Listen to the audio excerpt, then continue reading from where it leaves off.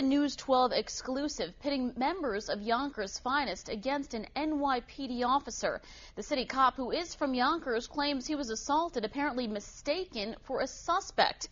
Now the NAACP is stepping in as this case goes before a judge tomorrow morning. News 12's Lisa Reyes is in the newsroom with the latest on a story you'll see only on 12. Lisa. Well, Suzanne, despite suffering bruises on his face and a bruised jaw, NYPD Sergeant Kenneth Kisiedu is facing obstruction charges himself. He says he was thrown on the ground and punched numerous times by one Yonkers cop while another just looked on. He says he asked them to check his ID, and when one of them reached into his pocket, that's when they pulled out his badge.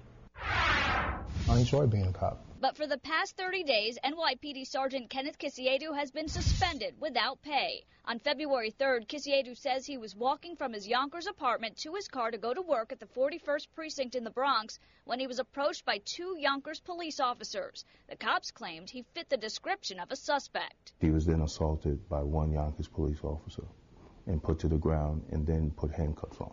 Damon Jones is with the National Black Police Association and is speaking on behalf of Kisiedu. The sergeant was slapped with an obstruction charge and faces a judge Tuesday, but Kisiedu alleges he was attacked, punched numerous times, and never resisted.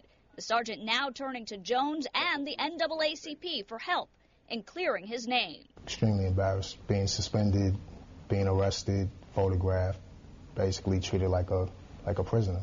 This is outrageous that a law enforcement professional who's African American would be assaulted by two white police officers. The NAACP calling for a probe into the Yonkers Police Department's training practices. This could have been easily another Christopher Ridley incident.